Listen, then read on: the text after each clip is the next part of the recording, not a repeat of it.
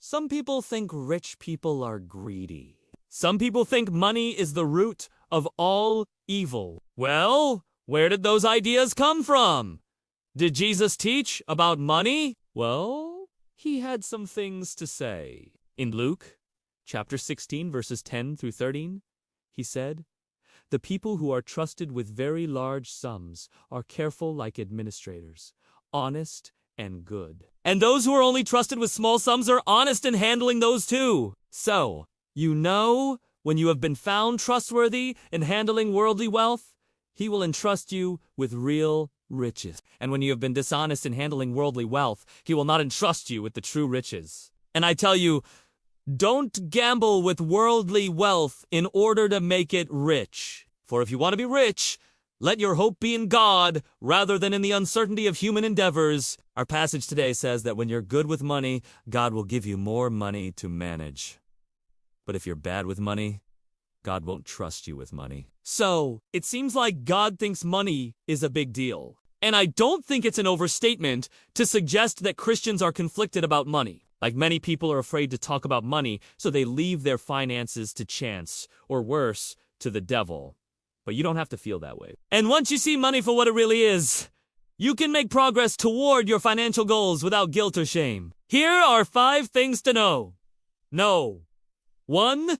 Money is a tool, not the enemy. I heard this idea from somebody else, but I liked it so much, I'm gonna steal it. Money is not dirty. It's not evil. Money is simply a certificate of appreciation. It's proof that you've done something that helped another person. You solved a problem for them, and they said thank you by giving you something of value in return. That's all money is. It's not about greed. It's about service. So I think that takes the stigma out of money and puts it back in perspective. We're doing something for somebody else. They're saying thank you. This is a nice piece of paper that says thank you. Now, of course, there's a flip side to that coin. When you look at money and you think it's the only thing that matters, then money becomes a god. And when that happens, you no longer see money as a tool. You see money as the king. You'll spend hours trying to figure out how to get more money, but you never take the time to figure out how to use the money you have. So the point is this, is that while money is a tool, it's a tool that requires our attention, not because it's dirty, but because it's valuable. And since it's so valuable, we must learn how to handle it well. Number 2, inflation explained simply. Imagine this. Tomorrow, the government shows up at your house. They break open the door and they dump $1 million on your living room floor. Then they move to the next house down the street and they do the same thing there. They drop $1 million on the floor. And they keep doing this across the nation. So everybody wakes up tomorrow morning and they find $1 million in their house. Now, the question is, what happens next? Does everybody become rich? Well, not really. Because the second that everybody becomes a millionaire, every price tag in America changes. Like if a Big Mac costs $5 now, it's gonna cost $10. Everything doubles, triples, goes crazy. And suddenly, that $1 million you found on your floor doesn't mean nearly as much as it did before. You see, money is only valuable when it's rare. When everybody has it, it becomes worthless. This illustration helps us understand the difference between earning money and acquiring money. Yes, you can acquire money, but it's better to earn money because earning money gives you something rare and valuable. Acquiring money just gives you something that's worthless. Now, obviously, this is a dramatic example, but the principle is important. The truth is that wealth doesn't come from free handouts. Wealth comes from creating real value. And if we forget this simple truth, we'll spend our lives chasing handouts instead of building real wealth. So money is a tool, not the enemy. And wealth comes from creating value, not acquiring it. No. 3. The 5 areas of true wealth. Money alone isn't enough. A thriving life has 5 key parts. First, faith. You need to have a relationship with Jesus Christ. This should be the center of your life. If you don't have a relationship with him, nothing else matters. Second, family. You need a strong foundation at home. Third, friendships. Real friendships, not just Instagram followers. Fourth, fitness. Take care of your body.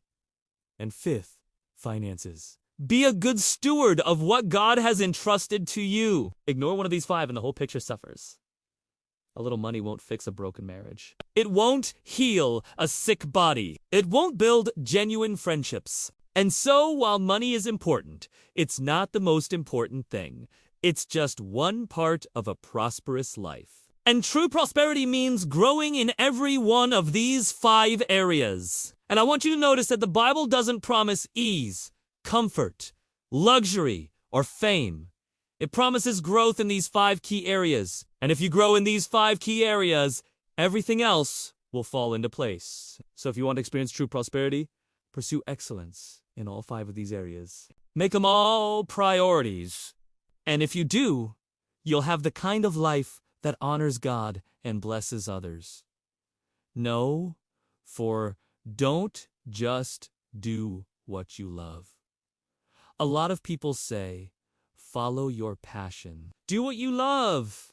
That's pretty risky advice. And the reason it's risky is because sometimes what you love might not be very useful. So instead of asking what you love, ask yourself, who do I live with? Who do I interact with? What do they need help with? Then you can ask, how can I serve them? How can I help them? How can I meet their needs? And as you serve them, you'll develop a passion for it. I promise. Here's what I'm saying. Is that when you're young? You have this idea that you're supposed to find this amazing job that you love so much that you do it for free? And while that might happen for a few people, it's not common. And the reason it's not common is because most jobs aren't very fun. Most of them require work. But every job becomes better when you realize that your purpose is to serve other people. For example, waste management. Sounds boring. Probably wouldn't do it for free.